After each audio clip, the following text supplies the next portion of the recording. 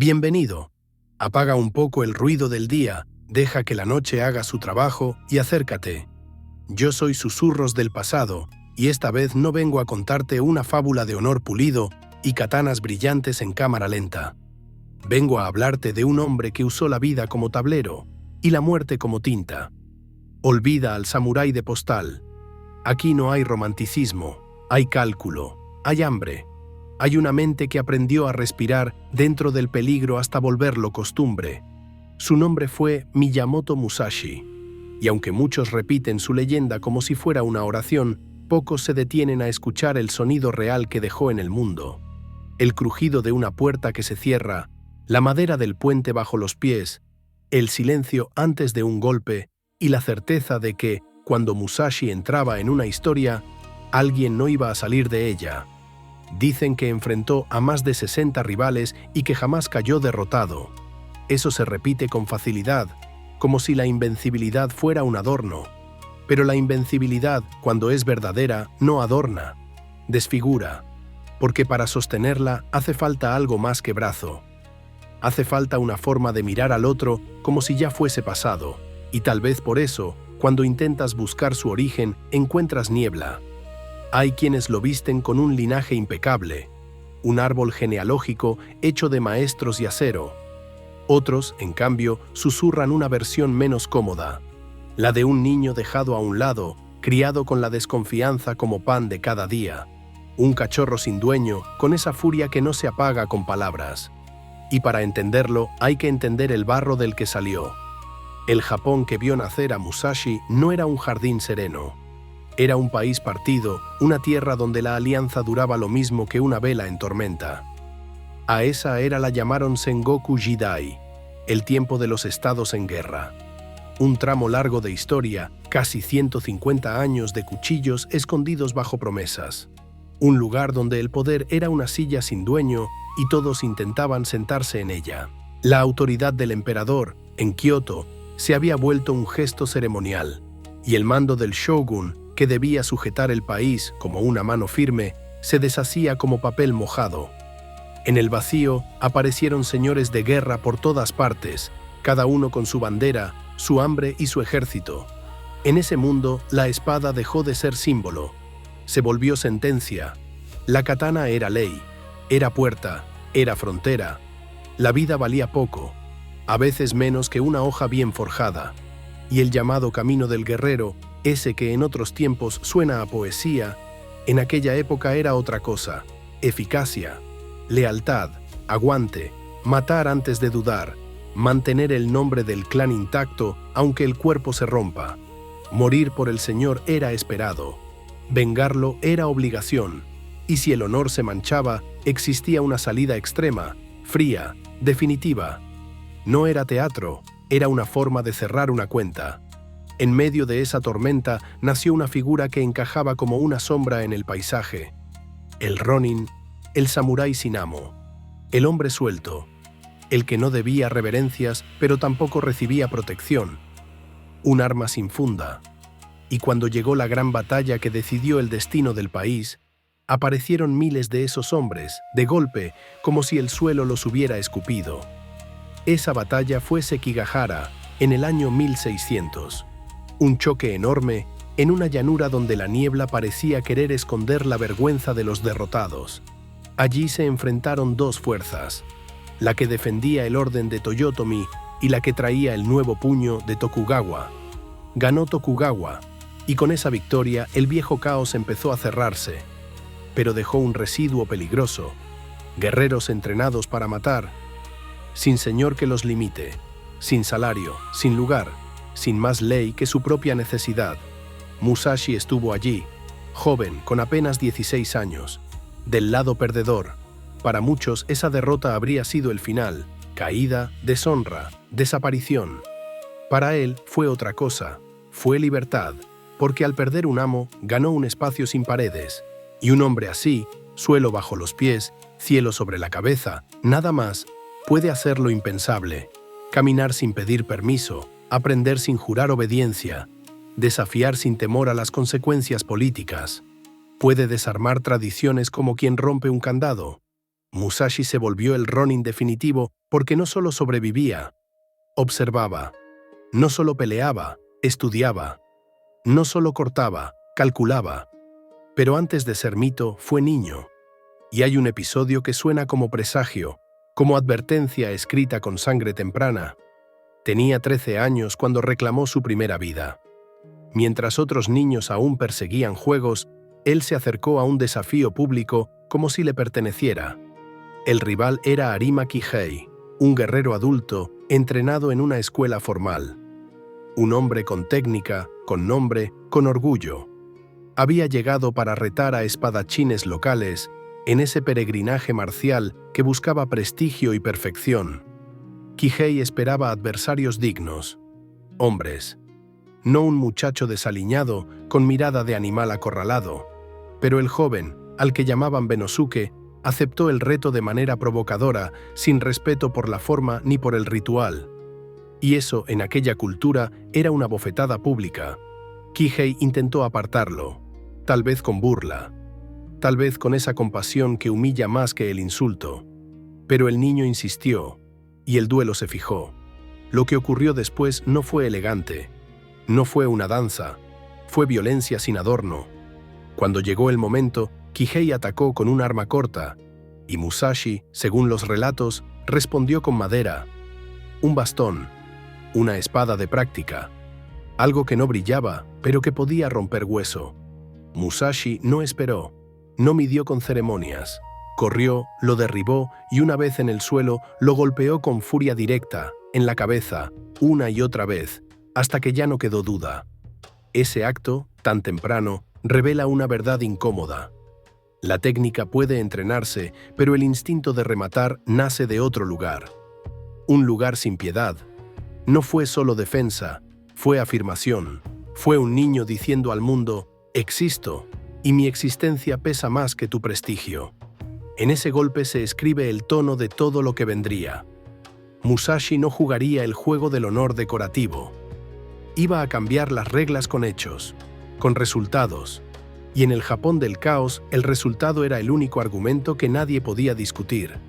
Aquí, en este punto del relato, quiero que respires conmigo, porque lo que viene después no es una cadena de duelos como cuentas en un collar. Lo que viene es la formación de una mente que aprende a usar el tiempo como arma, la espera como veneno y la reputación del rival como punto débil. A partir de esa sangre inicial, Musashi comenzó su camino errante. Un camino donde cada encuentro era una lección y cada lección costaba carne.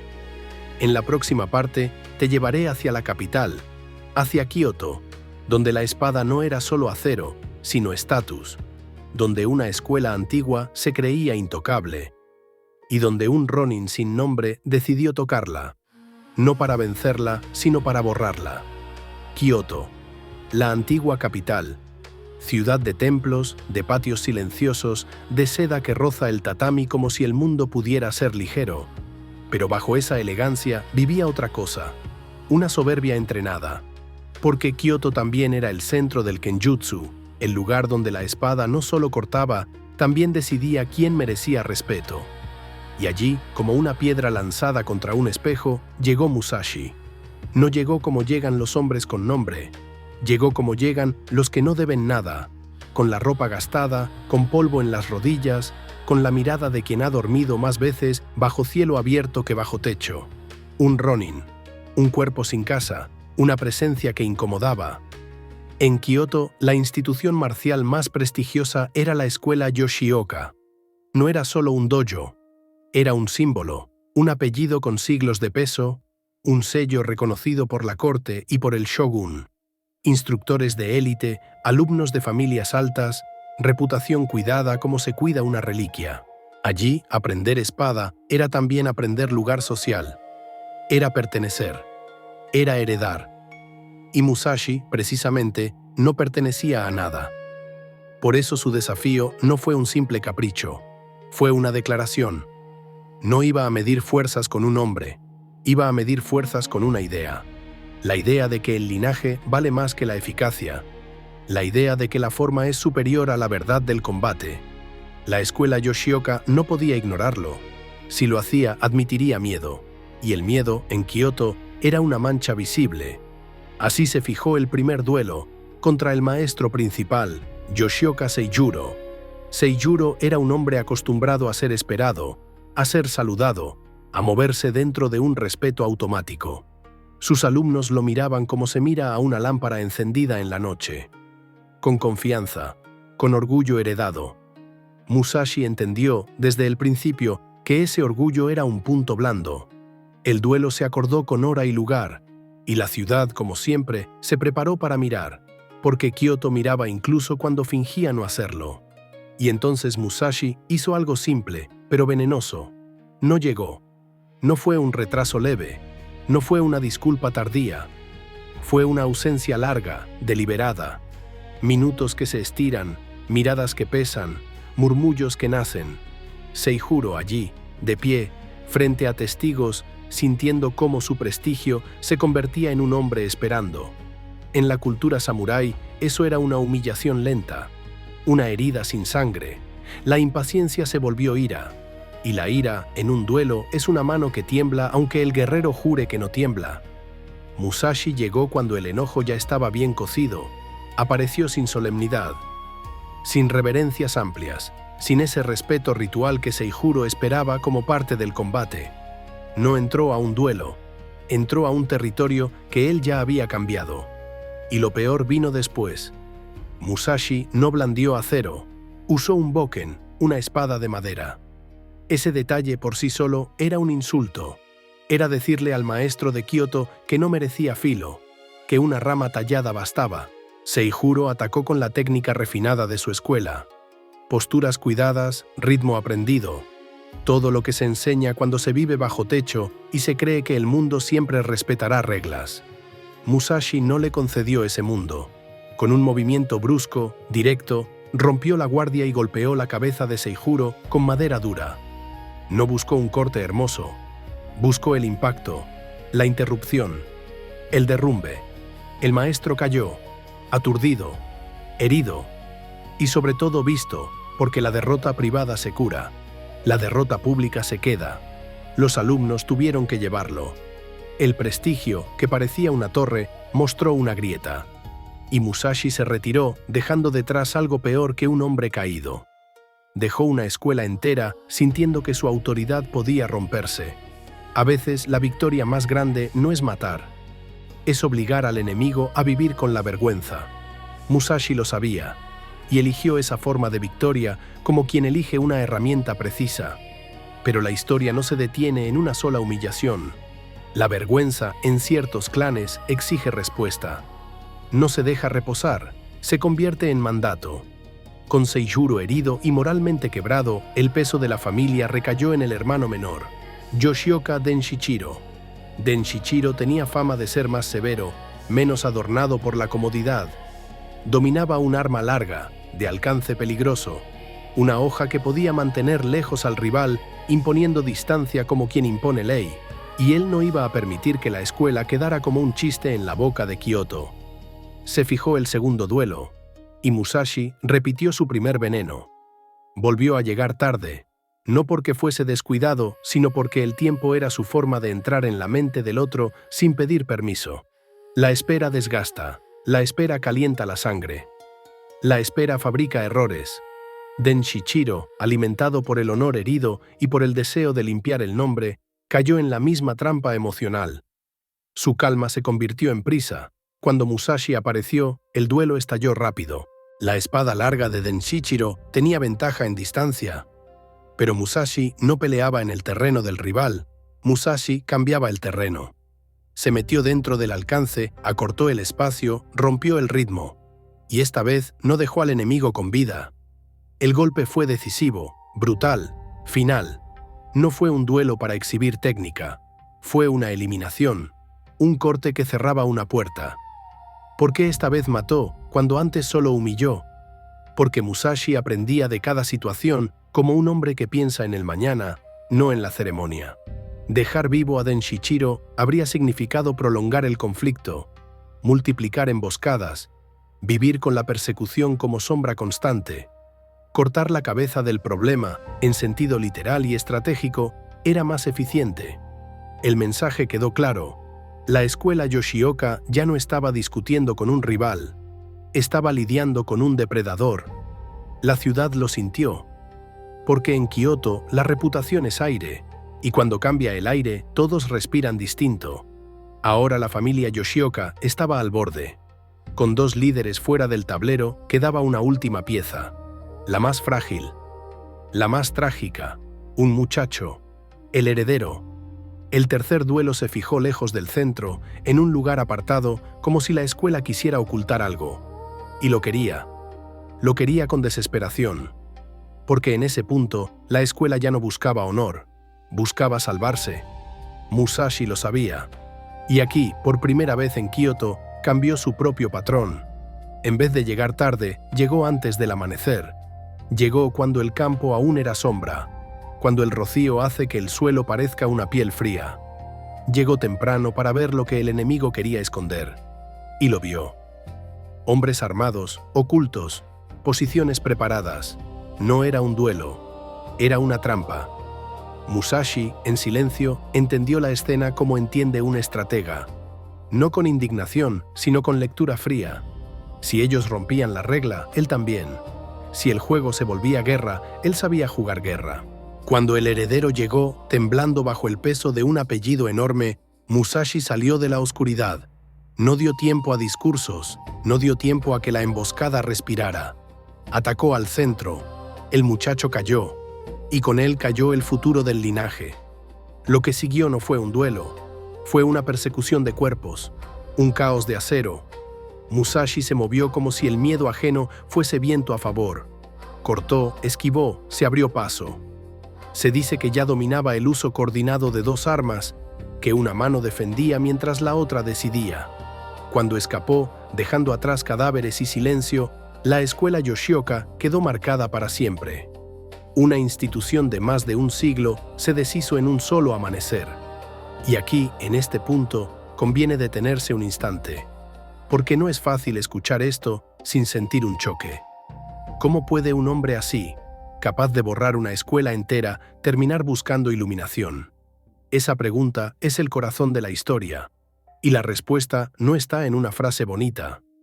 Está en el siguiente camino, en el siguiente encuentro, en la isla donde la estrategia se volvió más mortal que el filo. En la próxima parte iremos hacia el duelo que hizo temblar a todos. Musashi frente a Sasaki Kojiro, el llamado Cisne Blanco. Allí no ganará solo la mano. Ganará primero la mente, y solo después el cuerpo. Hay duelos que son choque, y hay duelos que son espejo. Después de Kioto, después de la caída de la escuela Yoshioka, el nombre de Musashi ya no era un rumor. Era una advertencia. Pero incluso una advertencia necesita un último golpe para convertirse en mito completo. Y ese golpe llegó en una isla pequeña, rodeada de agua y de miradas, donde el honor y el espectáculo se mezclaban como sal en la piel. Allí lo esperaba Sasaki Kojiro. Kojiro no era como los Yoshioka. No era un linaje cansado defendiendo un trono antiguo. Era otra cosa: talento pulido, técnica fina, elegancia afilada. Un hombre que encarnaba lo que Musashi parecía despreciar y al mismo tiempo lo que debía vencer para que nadie pudiera decir que su fuerza era solo brutalidad de caminos.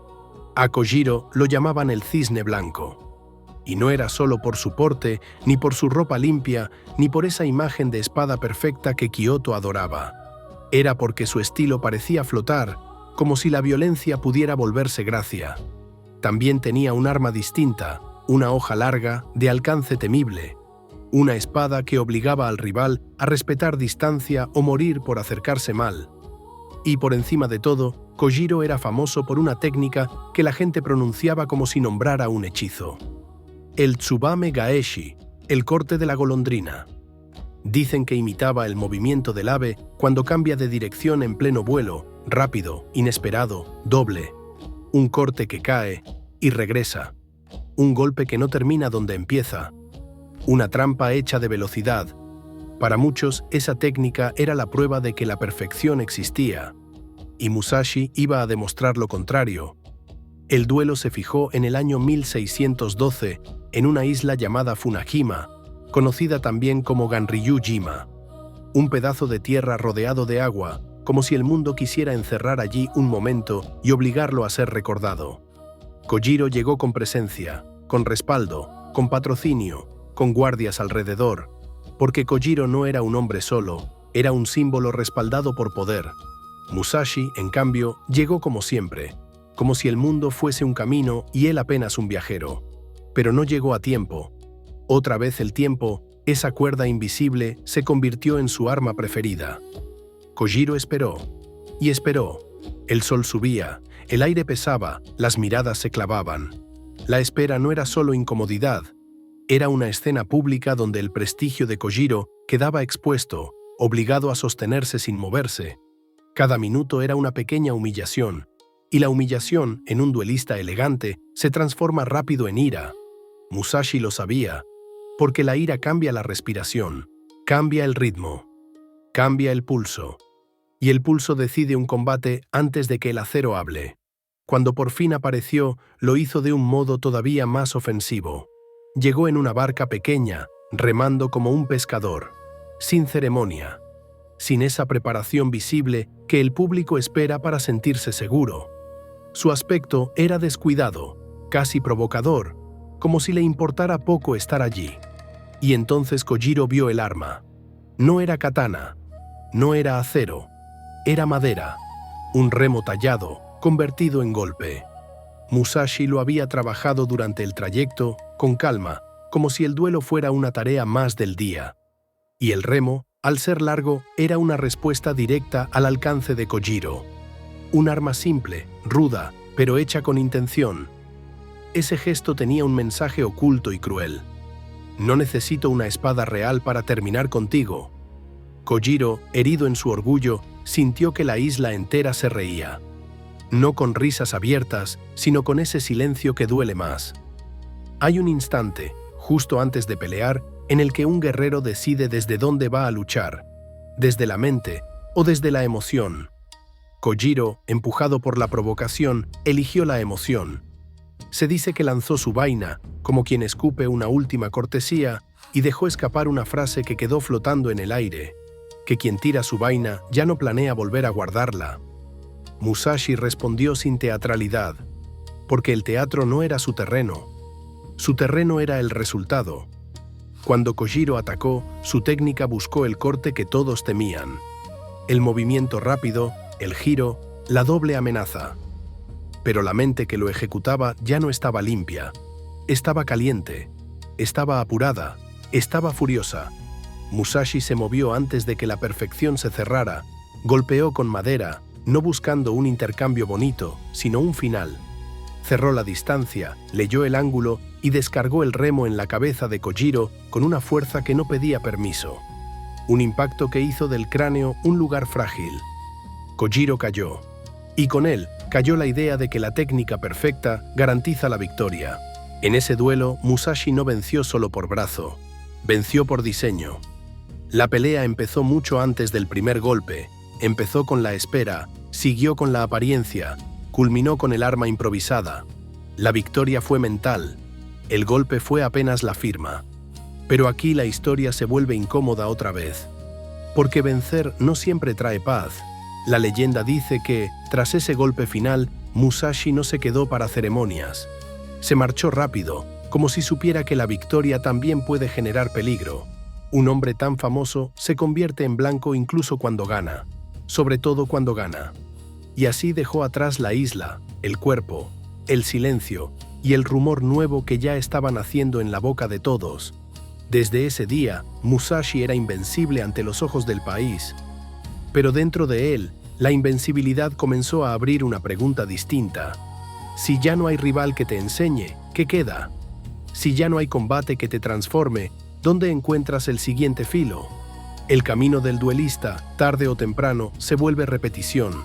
Y la repetición es una jaula. Musashi, que había hecho del caos una escuela, comenzó a sentir el cansancio de esa escuela. No un cansancio del cuerpo, sino un cansancio del sentido. Y entonces empezó la verdadera transformación. En la próxima parte, dejaremos la isla y la sangre reciente para entrar en la fase que muchos no esperan. La del hombre que, habiendo dominado el arte de matar, comienza a buscar el arte de no necesitar matar, la fase del que toma 2 espadas y descubre que no siempre sirven para cortar carne. A veces sirven para entender el mundo. La victoria en la isla no fue un final brillante, fue un silencio que se alargó. Musashi había derribado a Kojiro, el cisne blanco, ese emblema de técnica y patrocinio. Había ganado ante guardias, ante testigos, ante el peso de la tradición. Había demostrado que la perfección puede caer si le cortas la calma. Y sin embargo, cuando el eco del golpe dejó de sonar en su cabeza, apareció otra clase de vacío, uno que no se llena con fama, porque la fama, cuando se vuelve inmensa, es una máscara que pesa. La gente ya no ve al hombre, ve el mito, y el mito exige repetición, exige que sigas siendo el mismo monstruo para que el relato continúe. Musashi entendió algo que pocos admiten. La invencibilidad puede volverse estéril. Si siempre ganas, ya no aprendes. Y si ya no aprendes, tu espada empieza a ser un círculo cerrado. Así comenzó el giro. No fue un cambio repentino, como una puerta golpeada por el viento. Fue un desplazamiento lento, casi secreto. Dejó de buscar duelos por hambre de nombre. Dejó de andar con esa urgencia de medir la vida en victorias. No porque se hubiera vuelto blando, sino porque estaba persiguiendo un enemigo más difícil. Su propia necesidad de pelear. En los caminos del Japón, que empezaba a endurecerse bajo el nuevo orden, Musashi miró alrededor y vio lo que otros guerreros no veían. Un país que se estaba quedando sin guerra abierta, pero no sin conflicto. La violencia cambiaba de forma, se volvía política, prestigio, presión, maniobra. Y un hombre como él, si era inteligente, tenía 2 opciones: seguir cortando hasta que lo cortaran, o transformar el filo en otra cosa. Musashi eligió transformar. Muchos lo recuerdan por 2 espadas, pero la verdadera rareza no fue esa técnica. La verdadera rareza fue que, después de tantas muertes, se atreviera a buscar disciplina en el acto de crear. Primero fue la tinta. El sumie, pintura de tinta negra, parecía el lenguaje perfecto para alguien como él. Porque el sumie no permite corrección, no permite arrepentimiento. Una vez que el pincel toca el papel, lo que queda es definitivo, exactamente como un golpe mortal. En esa disciplina, el guerrero encontraba una verdad nueva. No bastaba con fuerza, hacía falta economía, no bastaba con intención, hacía falta control, y sobre todo hacía falta un estado mental sin temblor.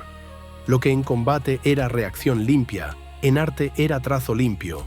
Musashi se volcó también a la caligrafía, no como adorno de salón, no como entretenimiento de corte. Para él, escribir era otro tipo de corte. Cada línea debía tener vida, carácter, energía. Si el trazo dudaba, el papel lo confesaba.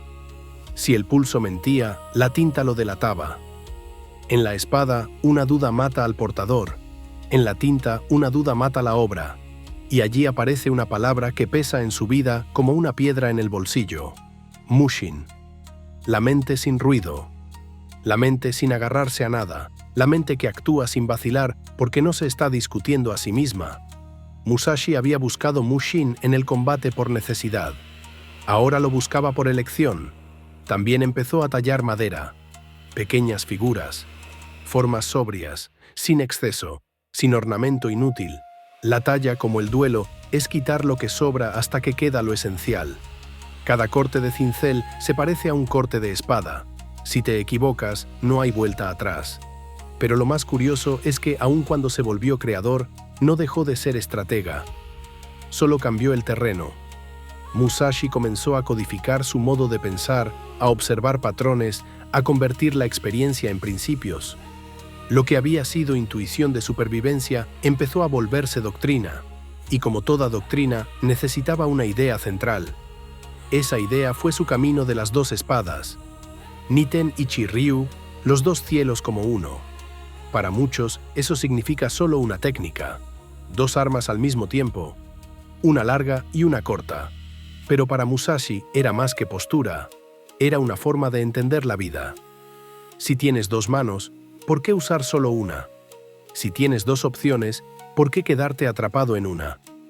La espada larga era ataque, la corta era defensa, Engaño, control cercano. La combinación generaba una presión constante sobre el rival, obligándolo a dividir la atención. Y una mente dividida se equivoca. Musashi tomó ese principio y lo extendió fuera del duelo. En un conflicto, no atacas solo con fuerza, atacas con tiempo, con ritmo, con espacio. En una negociación, no avanzas solo con palabras, avanzas con silencio, con pausa, con la lectura del deseo ajeno. En la pintura, no dibujas solo con tinta, dibujas con vacío. El espacio en blanco es la segunda espada. Lo que no pintas también habla, lo que no dices también pesa. Así fue como el asesino empezó a comprender que la estrategia no vive en el filo, sino en la mente. Y entonces llegó otra etapa, el contacto con el poder. Porque un hombre con esa reputación no podía caminar sin que lo siguieran ojos. Los clanes lo miraban como se mira una herramienta rara, peligrosa pero útil. Y el pragmatismo de los señores era tan fuerte como el suyo. Musashi acabó cerca de un linaje influyente, el clan Hosokawa. Y lo más extraño es esto: el mismo mundo que habría podido perseguirlo por lo que hizo en Kioto y por lo que hizo en la isla, decidió invitarlo. No por bondad, por cálculo. Un clan inteligente entiende que es mejor tener a cierto tipo de hombre cerca, donde pueda ser leído, usado, escuchado, que dejarlo suelto en el camino, donde podría convertirse en un problema sin forma. Musashi entró como invitado, no como sirviente sumiso. Su lugar era raro: consejero, observador, figura de prestigio, mente aplicada a guerra y a política. No un general con estandarte, sino un ojo que ve las grietas. En un Japón que empezaba a preferir la paz oficial, los conflictos se volvían más sutiles. Pero los castillos seguían necesitando planes. Los señores seguían queriendo ventaja. Y Musashi, que había aprendido a leer a un rival por su respiración, podía leer un enemigo por su logística. La calma de la corte le dio algo que el camino no da: tiempo para ordenar el pensamiento, para dejar de vivir solo en la reacción, para convertir el instinto en escritura. Y aún así, aunque se acercó a la estabilidad, no se volvió un cortesano. Nunca fue del todo domesticado. Llevaba la austeridad como una segunda piel.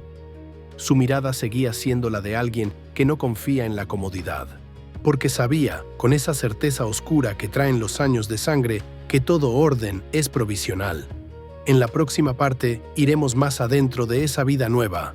Musashi ya no solo como duelista, sino como mente al servicio de campañas grandes, donde el enemigo no es un hombre enfrente, sino un castillo, una línea de suministros, una moral que se quiebra. Y veremos cómo el mismo que vencía con un remo tallado aprendió a vencer con algo todavía más peligroso: una idea. Cuando un país empieza a llamarse paz, no significa que deje de pelear. Significa que aprende a pelear con otras manos. El nuevo orden del shogunato cerraba la guerra abierta, pero abría un mundo de presión silenciosa, rivalidades entre clanes, prestigio, fortificaciones, rutas, amenazas que no siempre se anuncian con tambores. Y en ese tablero, un hombre como Musashi valía más que un ejército pequeño, porque su valor no era solo el corte, era la lectura. El clan Hosokawa entendió eso. No lo recibió como un adorno, sino como una herramienta rara, una mente que había sobrevivido a la época en que sobrevivir era un oficio. Musashi, dentro de esa estructura, no era un señor de armadura brillante, era algo más útil y más incómodo. Un consejero que no necesitaba mentir, alguien que podía mirar un plan hermoso y decir sin piedad que no funcionaba, alguien que había aprendido a desconfiar de la forma, incluso cuando la forma luce perfecta. Y cuando se habló de guerras grandes, Musashi escuchó como escuchan los que han visto demasiados cuerpos, sin entusiasmo, con precisión. En esos años, el último gran temblor del Japón fue el conflicto alrededor del castillo de Osaka en los años 1614 y 1615, el último gran foco de resistencia contra el poder de Tokugawa, un sitio que no era solo militar, era simbólico. Porque a veces un castillo sostiene un recuerdo, y los recuerdos también pelean. Musashi no fue allí a buscar duelos, fue allí a observar la guerra como sistema, Un asedio es distinto a un enfrentamiento cara a cara. En un duelo, el error dura un instante. En un asedio, el error puede durar semanas y matar a miles. El enemigo no siempre está frente a ti, está en el hambre, en el frío, en la moral que se desgasta, en el agua que no llega. Musashi comprendía eso desde su vida errante. Quien ha caminado sin comida entiende la guerra de otro modo. Para él, un castillo era como un guerrero. Tiene postura, tiene puntos fuertes, tiene hábitos, tiene miedo y, como todo guerrero, tiene una grieta. Musashi miraba el terreno con el mismo ojo con el que miraba a un rival. El concepto de distancia, Maai, que en el duelo decide cuándo estás vivo, en una campaña decide cuándo el enemigo puede respirar. Maai puede ser un paso, puede ser un río, puede ser un día de marcha. Controlar esa distancia es controlar la posibilidad del otro. En la lógica de Musashi, la fortaleza enemiga no debía admirarse, debía analizarse como se analiza una guardia. ¿Qué invita? ¿Qué esconde? ¿Qué castiga? ¿Qué permite? También aplicaba algo que muchos líderes temen: la mente sin decoración, el mushin trasladado al mando. En batalla masiva, los jefes suelen enamorarse de sus planes. Quieren que el mundo obedezca al mapa. Musashi no se enamoraba. Prefería el ajuste rápido, la decisión sin melodrama, la corrección a tiempo. Si el enemigo esperaba un golpe frontal, Musashi pensaba en la espalda. La ruta de suministros, el agua, la madera, el punto donde la moral se agrieta. Porque él sabía algo que no se aprende en manuales pulidos. Un ejército muere antes por falta de orden interior que por acero enemigo. Y aquí aparece una de sus obsesiones calladas: la economía. Musashi despreciaba el derroche. Derroche de movimientos, derroche de energía, derroche de hombres. En un duelo, un movimiento de más es una ventana para el rival. En guerra, un día de más es hambre. Un ataque inútil es una lista de muertos. La eficiencia era para él una forma de respeto por la realidad. Y con esa misma mirada empezó a escribir y a ordenar su pensamiento militar, no solo para sí, también para discípulos, para señores, para cualquiera que quisiera entender el combate sin mentirse. En esa época, su fama ya funcionaba como una muralla invisible para los Hosokawa. En un Japón donde la imagen valía casi tanto como la fuerza, tener cerca al invencible era una declaración. No hacía falta usarlo, bastaba con que existiera bajo tu techo. Porque otros clanes escuchaban y al escuchar medían. Musashi era un disuasivo, un símbolo de que el clan no solo tenía tierras, también tenía mente. Pero aunque viviera más cerca del poder, seguía siendo Musashi. Un hombre que no se dejó domesticar por las cortesías. Podía sentarse en una sala refinada, pero su espíritu seguía siendo de camino. Austeridad, vigilancia, pocas palabras, ojos que no se distraen. Y mientras el mundo lo nombraba como guerrero, él seguía abriendo otra puerta, la del arte como estrategia.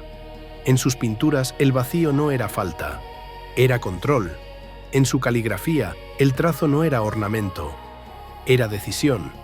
En sus tallas el corte no era decoración, era eliminar lo innecesario. Todo lo que hacía, incluso lejos del campo de batalla, tenía el mismo centro: actuar sin exceso. Sin embargo, la vida no se detiene solo porque un hombre haya encontrado un lugar seguro. El cuerpo envejece, la salud se quiebra, y la mente, cuando es aguda, empieza a escuchar una palabra que nadie pronuncia con alegría: final. Musashi, con los años, comenzó a sentir que el tiempo ya no era solo arma, era límite, y entonces tomó una decisión que no era huida, sino última disciplina: alejarse de todo para enfrentarse a sí mismo sin testigos. En la próxima parte seguiremos ese paso. Iremos hacia un lugar de piedra y silencio, una cueva donde la humedad acompaña la respiración y donde un hombre, al borde de la muerte, intentó condensar toda su vida en 2 textos que todavía hoy siguen mordiendo. Hay un momento en que incluso el guerrero más duro descubre que su rival final no lleva espada. Se llama desgaste, se llama enfermedad, se llama tiempo. Musashi lo sintió acercarse como se siente una tormenta detrás de las montañas. Primero un cambio en el aire, luego un peso en los huesos. Después la certeza de que ya no se trata de ganar, sino de entender. Y entonces hizo lo que pocos hacen cuando el cuerpo empieza a fallar. No se aferró, no negoció con la ilusión. Se retiró. En el año 1643 dejó atrás la vida sostenida por el clan Hosokawa, dejó atrás las salas, los alumnos, los encargos, la conversación de los hombres que todavía creen que el mundo se controla con protocolos. Tomó su propia sombra y se fue hacia un lugar de roca, la cueva de Reigando, en el monte Kimpu, cerca de Kumamoto. Una cueva no es un hogar, es una renuncia. Allí el aire es húmedo. La piedra guarda frío incluso cuando el día calienta afuera. El silencio no es ausencia de sonido, es presencia de uno mismo. Todo lo que antes podía distraer queda lejos, y lo que queda cerca es la respiración, el pensamiento y esa pregunta que no se puede cortar. ¿Qué hiciste con tu vida? Musashi fue a Reigando para eso. No para esconderse, sino para concentrarse, para destilar. Su retiro no tuvo el tono dulce de la contemplación turística. Fue austero, casi duro. Se levantaba, meditaba, escribía. Comía poco, dormía poco, no buscaba consuelo, buscaba claridad, como si quisiera, por última vez, entrar en combate. Pero esta vez contra su propio ruido interior, porque en el fondo, la iluminación que tanto se menciona alrededor de su nombre no era una luz mística cayendo del cielo. Era algo más frío, ver sin mentirse, mirar la vida como se mira un enemigo verdadero, sin adornos, sin excusas, sin autoengaño. En Reigando, Musashi empezó a escribir lo que consideraba su legado real. 2 textos, 2 formas de dejar una guía cuando él ya no estuviera. El primero sería su tratado de estrategia, el libro de los 5 anillos. El segundo, aún más íntimo, sería un conjunto de máximas, el camino de la senda única. Pero antes de entrar en esos textos, quiero que sientas el ambiente, porque la cueva no es un detalle, es parte del mensaje. No se escribe igual en una sala cómoda que en una grieta de piedra donde el cuerpo recuerda su fragilidad cada mañana. No se piensa igual cuando sabes que el tiempo se estrecha. La muerte, cuando se acerca, no siempre grita. A veces ordena, a veces limpia. Y Musashi, que pasó media vida fabricando caos para entender la guerra, eligió el silencio para entender el vacío. Ese vacío es una palabra peligrosa, porque muchos la confunden con nada. Para Musashi no era nada. Era espacio puro. Era la mente sin cadenas. Era el punto donde el pensamiento deja de ser obstáculo. En la cueva empezó a organizar sus ideas como quien arma un mapa antes de un último viaje. Su estrategia, la que había usado en caminos, en duelos, en emboscadas y en guerras, no dependía solo de técnicas. Dependía de principios, distancia, ritmo, iniciativa, lectura del otro, dominio de uno mismo. Y en sus últimos años, Musashi entendió que esos principios podían aplicarse a todo. A combatir, sí, pero también a crear, a gobernar, a vivir sin arrastrarse. Por eso el libro de los 5 anillos no iba a ser solo un manual de espada. Iba a ser una forma de mirar la realidad. Mientras escribía, su cuerpo se apagaba poco a poco, pero su mente seguía cortando. Cada frase buscaba precisión, cada idea buscaba sobrevivirle. Y al mismo tiempo, redactaba esas máximas breves que no suenan a consejo amable, sino a sentencia personal. Porque el segundo texto no era para impresionar. Era para dejar claro cómo quiso vivir un hombre que aprendió tarde que la libertad no se compra con victorias, sino con desapego. Así, en Reigando, Musashi se convirtió en algo extraño. Un hombre que había matado, ahora escribiendo sobre cómo no ser esclavo de nada. En la próxima parte, abriremos el primer testamento. Entraremos en los anillos, tierra, agua, fuego, viento y vacío. Veremos cómo un guerrero convirtió su experiencia en una estructura y cómo esa estructura puede ser usada por cualquiera que tenga un conflicto, aunque nunca haya sostenido una espada. En Reigando, con la roca respirando humedad alrededor, Musashi escribió como si cada línea fuera una última estocada contra la confusión. No buscaba belleza, buscaba utilidad, y esa utilidad la envolvió en una estructura antigua, casi elemental, como si quisiera que su pensamiento tuviera el peso de lo inevitable. Así nació el libro de los 5 anillos. 5.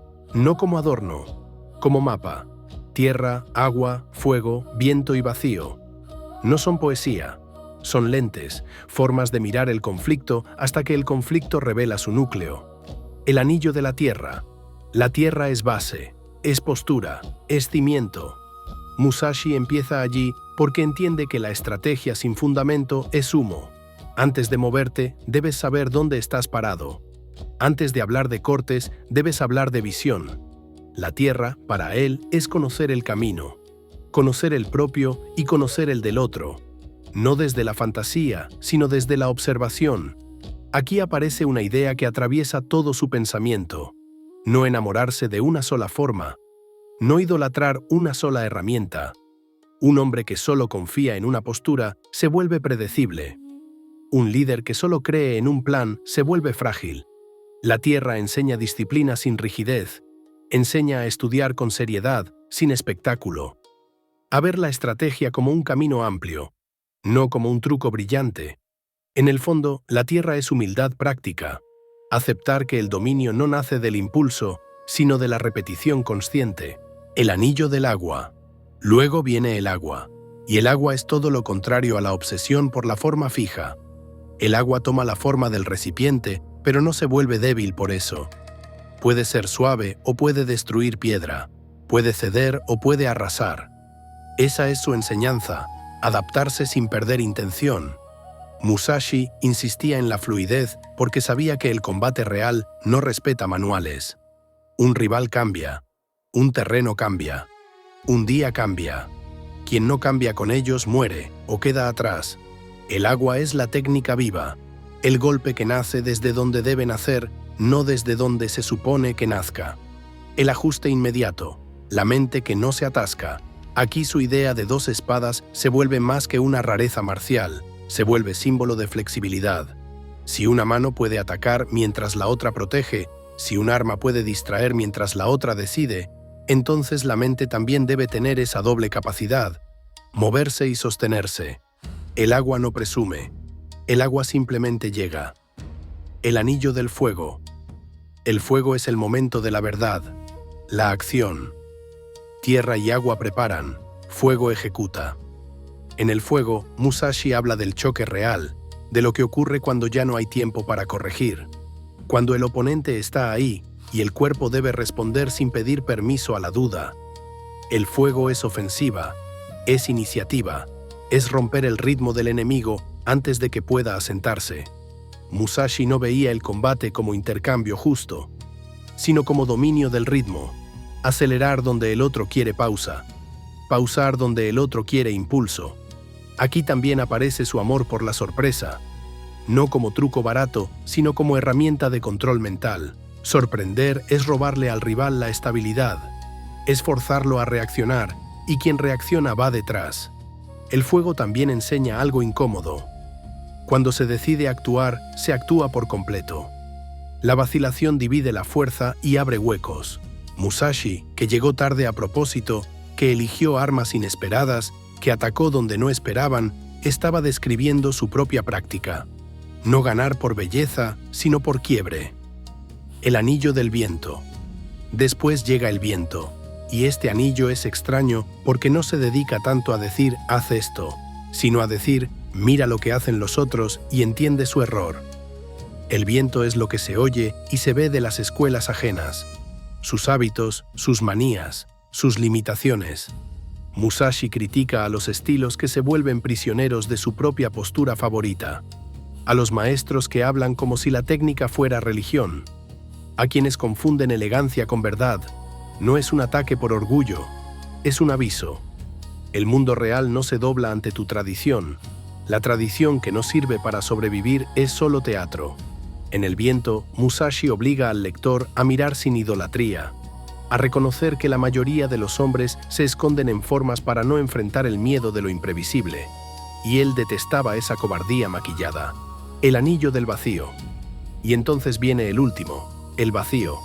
Aquí la voz de Musashi se vuelve más silenciosa, como si supiera que el lenguaje ya no alcanza. Porque el vacío no es un método, es una condición, no es la nada. Es el espacio donde no hay apego. El vacío es actuar sin que la mente se aferre a una idea fija, sin que el ego necesite confirmar nada, sin que el miedo dicte el gesto. Es ver lo que es, sin añadirle lo que deseas que sea. En el vacío, la estrategia ya no se siente como estrategia, se vuelve natural, como respirar, como caminar, como sostener un pincel y trazar sin temblor. Este anillo es la culminación del camino, cuando ya no dependes de la forma, porque entiendes el principio detrás de todas las formas. Musashi dejó claro, en ese cierre, que el filo verdadero no es el acero, es la mente liberada. Y al terminar ese libro, en la cueva, no se detuvo, porque aún quedaba lo más duro, su código personal, no para ganar guerras, sino para morir sin arrastrar cadenas. En la próxima parte, entraremos en el camino de la senda única, sus 21 máximas, no como lista fría, sino como confesión final. Y verás que, al final, el hombre que dominó la muerte quiso dominar algo más difícil, el apego. El libro de los anillos era para la estrategia, para el conflicto, para el mundo, pero el segundo texto, el segundo era para él. Enraigando, cuando ya no tenía nada que demostrarle a nadie, Musashi escribió su despedida interior. El camino de la senda única, el dokodo. Un puñado de frases cortas, duras, sin perfume. No son consejos para caer bien. Son reglas para no quebrarse. Son 21 máximas, y no las dejó como ornamento moral, sino como una forma de cortar el apego con la misma precisión con la que cortaba una guardia enemiga. No voy a recitarlas como si fueran un cartel. Voy a contártelas como lo que son, un retrato final. Musashi empieza con una idea que duele porque es simple. No lamentes lo que ya sucedió. El lamento, para él, era una cadena, una forma de seguir viviendo en un lugar donde ya no estás. Y un guerrero, un hombre que busca claridad, no puede vivir mirando atrás como si pudiera negociar con lo irreversible. Luego se aleja del placer fácil, no porque odiara el cuerpo, sino porque entendía cómo el deseo toma mando. Lo que parece descanso se vuelve dependencia. Lo que parece premio se vuelve hambre nueva. Musashi había pasado por la pobreza, por la intemperie, por la violencia. Había visto cómo el deseo convierte a la gente en esclava. También insiste en no obsesionarse con posesiones, no por poseer poco, sino por no ser poseído por lo que tienes. Porque quien se aferra a objetos se vuelve predecible. Se le puede extorsionar, se le puede distraer, se le puede comprar. Hay una máxima que atraviesa todas las demás como una vena fría. No te aferres, ni a cosas, ni a personas, ni a ideas, ni a un destino que te contaron. Musashi, que fue Ronin, sabía que las lealtades pueden romperse, que el respaldo desaparece, que la seguridad es una ilusión que dura hasta el próximo giro del mundo. Por eso insiste en la autosuficiencia, no como orgullo, sino como supervivencia del espíritu. Y aquí aparece algo que muchos interpretan mal, su rechazo de la dependencia emocional. No es que Musashi alabara la crueldad afectiva por sí misma, es que él conocía el precio de necesitar. En un combate, si necesitas que el otro te apruebe, pierdes. Si necesitas que el mundo sea justo, pierdes. Si necesitas que alguien se quede, pierdes. El dokodo, en ese sentido, es un entrenamiento para la pérdida inevitable, para que la pérdida no te destruya. También advierte contra la envidia y la codicia, porque ambas son formas de mirar la vida desde la falta. Y cuando miras desde la falta, tu mente se encoge. Tu estrategia se vuelve torpe, tu corazón se llena de ruido. Musashi quería una mente sin ruido. En otra de sus máximas, se aleja de la búsqueda de fama. Esto suena irónico en alguien que se volvió leyenda, pero quizá por eso lo escribió, porque él sabía el sabor real de la fama. No es dulce, es pesado. Te convierte en objeto, te obliga a repetir, te roba libertad. Y entonces, en una frase que parece pequeña, pero es un abismo, deja su sello final. No te apegues a ningún camino. Esa idea es la misma que atraviesa el anillo del vacío, pero aquí es más personal. Es decir, no hagas de tu método una religión, no hagas de tu identidad una prisión, no digas yo soy esto, como si el mundo no fuera a cambiarte. Musashi fue espadachín, sí, pero también pintor, tallador, consejero, errante y al final hombre en una cueva. Si se hubiera aferrado a una sola máscara, habría muerto antes de morir. El Dokodo es, en esencia, un manual de desapego radical. No para volverse frío por capricho, sino para volverse libre. Libre de la necesidad de complacer. Libre del miedo a perder. Libre de la ansiedad por controlar. Y ahora entiende esto. Musashi no escribió estas máximas porque fuera un santo. Las escribió porque conocía su propio filo. Conocía la violencia que llevaba dentro. Conocía el orgullo. Conocía la tentación de creer que la invencibilidad lo hacía superior. El Dokodo es su manera de ponerle freno a su propia sombra. Como si, en el último tramo, se estuviera diciendo a sí mismo: no te conviertas en esclavo del mito que construiste. Después de dejar ese código, Musashi ya no necesitaba más palabras. La muerte, en el año 1645, llegó como llega todo lo inevitable, sin pedir aprobación, y él la recibió de pie, con la austeridad que había elegido como última armadura. No huyó, no adornó, no negoció, pero lo más extraño ocurre después de la muerte, el modo en que el mundo decide recordar. Porque Musashi, el hombre real, era áspero, a veces brutal, a veces incómodo, y el mundo no suele amar lo incómodo. El mundo prefiere relatos que consuelan. Por eso, con los años, Musashi se convirtió en mito pulido, en protagonista de novelas, en héroe de cine, en figura de mangas, en símbolo que cabe en una frase. En la próxima parte iremos a ese otro Musashi, el que construyó la cultura moderna, el que fue reescrito para ser más digerible, más épico, más aprendible. Y veremos qué se perdió en esa transformación y qué, sorprendentemente, se mantuvo vivo. Cuando un hombre muere, su cuerpo se vuelve tierra, pero su nombre puede ser secuestrado. El Musashi histórico, el de carne y decisiones, era difícil de abrazar. Demasiado seco para algunos, demasiado brutal para otros. Un Ronin que humilló, mató, borró una escuela entera y ganó con un remo tallado. No encaja bien en los relatos que buscan consuelo. Y aún así, el tiempo hizo lo que siempre hace. Lo convirtió en símbolo. Primero llegó la literatura moderna, que no solo cuenta, ordena. El gran responsable de ese Musashi narrativo fue Eiji Yoshikawa, con una novela publicada en entregas durante la primera mitad del siglo pasado. Allí, el guerrero aparece como un joven salvaje que a través de disciplina y aprendizaje se transforma en un hombre sereno. Ese arco gusta. Es limpio, es pedagógico, es una escalera que el lector puede subir sin ensuciarse demasiado las manos.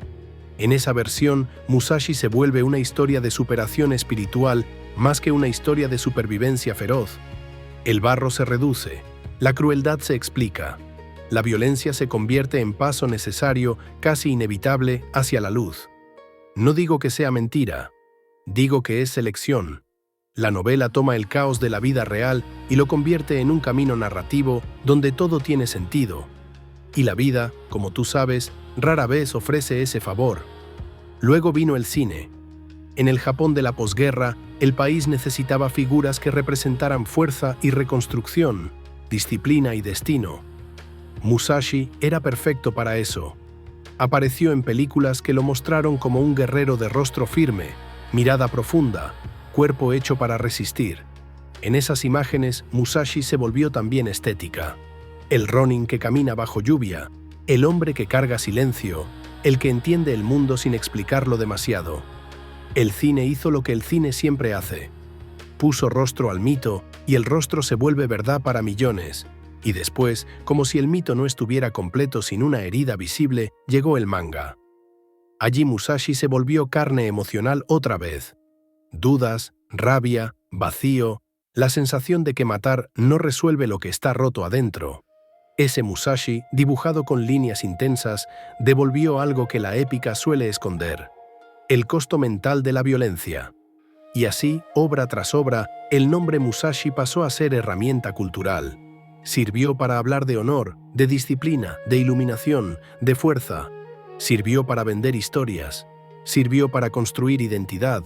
Pero hay una capa más extraña, una capa que Musashi jamás habría imaginado en su cueva: el mundo empresarial.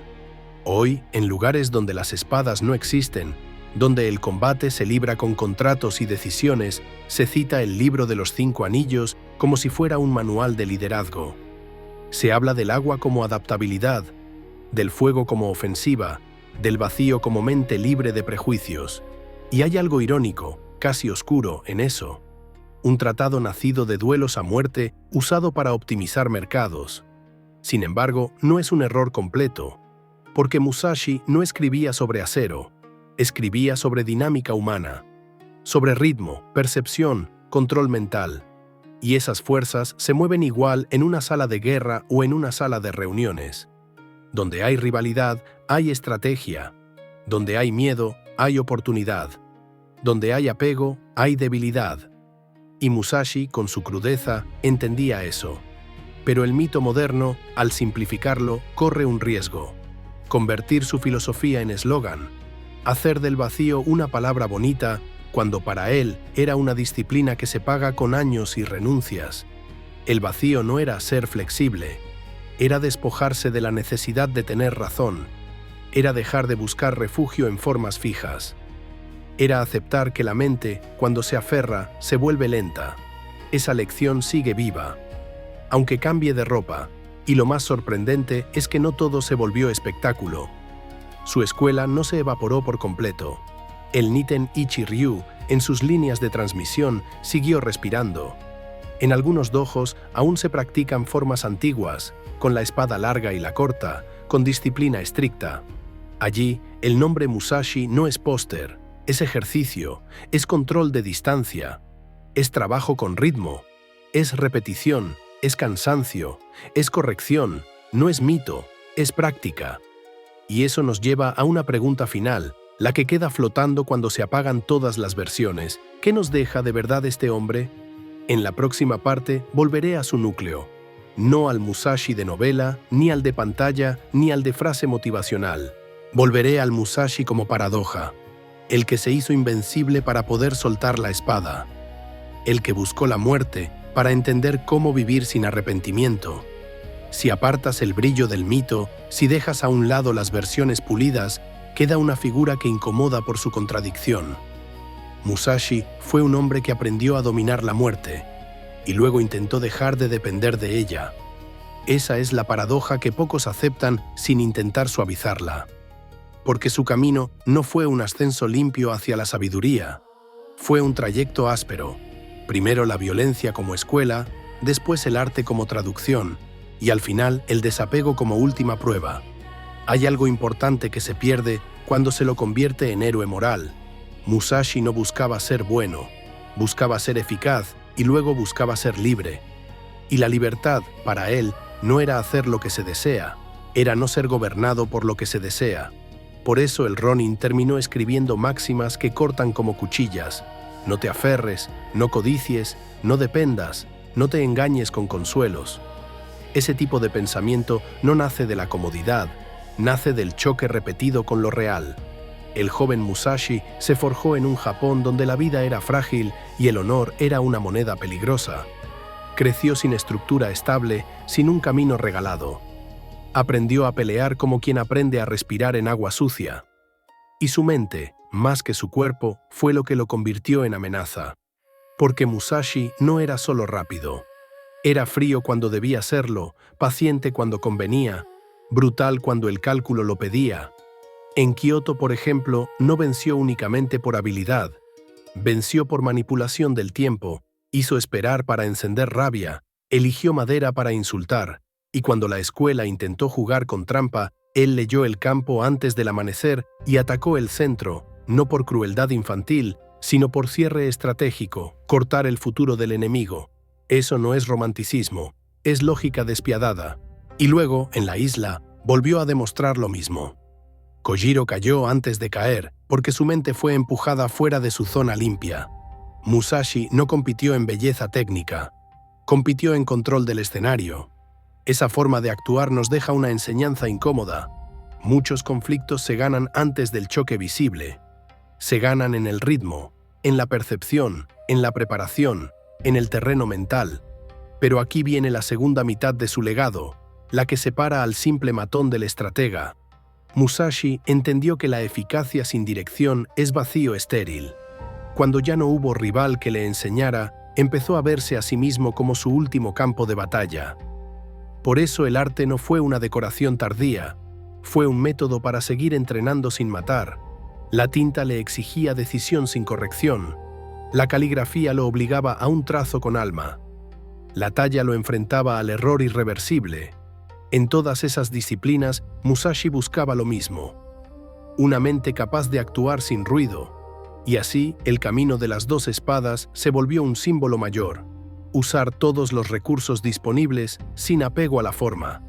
No casarse con una herramienta, no enamorarse de un método, no confundir tradición con verdad. Eso, en cualquier época, sigue siendo peligroso, porque el mundo ama las reglas fijas, dan seguridad, dan pertenencia, dan identidad. Musashi, en cambio, proponía algo que asusta: identidad flexible, mente libre, acción directa. Su retiro en Reigando fue la última confirmación de esa búsqueda. No se rodeó de lujo. No se quedó en la corte para morir acompañado de ceremonias. Eligió piedra y silencio, como si quisiera comprobar que podía existir sin apoyo externo, incluso al borde del final. Allí escribió el libro de los 5 anillos como mapa de estrategia y el camino de la senda única como cuchillo contra el apego. Y entonces, con eso hecho, dejó de correr. La pregunta que queda para nosotros no es si Musashi fue héroe o villano. Esa pregunta es demasiado cómoda. La pregunta real es: ¿qué hacemos con su método sin convertirlo en excusa? Porque su filosofía, si se usa mal, puede justificar frialdad vacía, puede convertir a alguien en máquina. Y Musashi mismo parece advertirlo. La meta no es ganar por ganar, sino entender el vacío, actuar sin miedo y no arrastrar cadenas internas. En la próxima parte, la última, cerraré este recorrido con una mirada final. ¿Qué queda de Musashi cuando se apagan las historias y solo queda la noche? La respiración lenta y ese filo invisible que es la atención. Imagina que todo se apaga. No la luz de una habitación, sino el ruido del mundo. Los nombres, los rangos, las disputas, el aplauso, la burla, la expectativa. Imagina que se apaga incluso la necesidad de explicar quién fuiste. Eso, en el fondo, fue Reigando. Musashi no fue a esa cueva para esconderse del país. Fue a esconderse del eco que el país le devolvía. Porque cuando te conviertes en leyenda, empiezas a vivir rodeado de reflejos. Y los reflejos confunden. En la piedra húmeda, sin escenario, la única voz que queda es la propia. Y esa voz, si eres honesto, no te aplaude. Te pregunta: ¿qué ganaste con cada victoria? ¿Qué perdiste en cada golpe? ¿Qué parte de ti se volvió más fuerte y cuál se volvió más rígida? La gente suele pensar que la gran conquista de Musashi fue no perder un duelo. Yo creo que su conquista más extraña fue otra: intentar no perderse a sí mismo después de ganar tanto. Porque hay una trampa en la eficacia. Cuando te acostumbras a vencer, empiezas a creer que el mundo debe ceder. Y cuando el mundo no cede, porque el cuerpo envejece, porque la enfermedad llega, porque la muerte no negocia, la mente orgullosa se rompe. Musashi no quiso romperse así. Quiso entrenarse para el único combate que nadie gana. Por eso el dokodo no suena a moral bonita. Suena a preparación para la pérdida inevitable. No aferrarse, no lamentar, no depender, no perseguir placer como si el placer fuera un refugio, no construir identidad con cadenas. Y el libro de los 5 anillos, leído con calma, también apunta a lo mismo. La estrategia no es para imponer ego, sino para ver con claridad. La claridad es un filo más difícil que el acero porque corta dentro. En ese punto, la historia de Musashi deja de ser una biografía y se vuelve espejo. Hay personas que escuchan su nombre y solo quieren la receta del triunfo: cómo ganar, cómo dominar, cómo imponerse. Pero Musashi, al final, parece decir algo menos cómodo. Ganar no basta. Si ganar te ata, perdiste. Su idea del vacío no es una técnica, es un estado donde ya no necesitas sostenerte en nada, ni en un estilo, ni en una reputación, ni en un enemigo. Y eso explica la paradoja final. Se hizo invencible para poder soltar. Soltar no es rendirse, soltar es no ser arrastrado. El guerrero que no suelta termina siendo esclavo de su arma. El estratega que no suelta termina preso de su método. El hombre que no suelta termina temiendo cualquier cambio, porque el cambio amenaza lo que cree que es. Musashi quiso lo contrario, una mente que pudiera moverse como agua, arder como fuego, sostenerse como tierra, entender el viento y descansar en el vacío. Si hay una herencia útil en todo esto, no es la fantasía de ser invencible. Es la disciplina de observarse. La disciplina de cortar lo innecesario. La disciplina de actuar sin ruido interno. Y esa disciplina, curiosamente, no pide espadas. Pide atención. Atención a lo que te domina. Atención a lo que te distrae. Atención a lo que te vuelve rígido. Atención a lo que te hace depender. Musashi vivió en un mundo donde la dependencia mataba. Nosotros vivimos en uno donde la dependencia adormece. Pero el mecanismo es parecido. Cuando algo gobierna tu mente, ya no decides del todo. Por eso, su enseñanza no se limita a guerra o negocios o arte. Es una advertencia sobre la libertad interior. En la próxima parte, cerraré este relato con el último susurro. No el final de un mito, sino el final de una presencia. La noche que lo cubre todo. La idea que queda flotando cuando el nombre Musashi deja de ser un nombre y se vuelve una pregunta para quien escucha. Y ahora sí, la última página no se lee con los ojos, sino con el silencio que queda después. Musashi murió en el año 1645. No como un héroe de teatro, no como un santo, no como un hombre rodeado de aplausos. Murió como vivió en su tramo final, con austeridad, con el cuerpo ya cansado y la mente intentando mantenerse clara. La cueva de Reigando no fue un escenario, fue una elección, una forma de decir que, al final, lo único que cuenta es lo que puedes sostener cuando no hay nadie mirando. La historia, después, hizo lo de siempre. Tomó su nombre y lo convirtió en símbolo. Lo volvió novela, película, imagen, lección de liderazgo, técnica de 2 espadas repetida en dojos. Y todo eso, a su manera, conserva algo verdadero. La insistencia en la disciplina, la lectura del conflicto, el control del miedo. Pero si escuchas con cuidado, debajo de todas esas versiones hay un hilo más fino. Musashi no dejó su legado para que lo adores. Lo dejó para que lo uses como cuchillo contra tus propias excusas. El libro de los 5 anillos no te dice, sé fuerte. Te dice, sé lúcido. No te promete justicia, te promete realidad. El camino de la senda única no te acaricia, te despoja, te empuja a mirar lo que te ata y a preguntarte si vale la pena cargarlo. Esa es su herencia más incómoda. La libertad no llega cuando ganas, llega cuando ya no necesitas ganar para sentirte alguien. Musashi fue un hombre que vivió años midiendo el mundo con la punta de un arma, y aún así, en su despedida, eligió otra clase de filo, el del desapego, el del vacío entendido no como ausencia, sino como espacio para actuar sin cadenas. Si me preguntas qué queda de él, yo, susurros del pasado, te responderé esto. Queda una advertencia, queda una pregunta. La advertencia es simple. La forma puede volverse prisión. El prestigio puede volverse ceguera. La técnica puede volverse mentira si no sirve cuando el mundo no coopera. La pregunta es más difícil. ¿De qué estás hecho cuando te quitan todo lo que usas para definirte? Musashi se hizo invencible para, al final, intentar no depender de la espada. No porque la odiara, sino porque entendió que ningún objeto, ningún rol, ninguna victoria debe ser tu jaula. Y con eso, la historia se cierra. La noche vuelve a acomodarse en su sitio. Si este relato te acompañó, si te dejó una idea dando vueltas, guárdala como se guarda una brasa, sin exhibirla, pero sin dejar que se apague. Yo soy Susurros del Pasado, y aquí termina esta senda.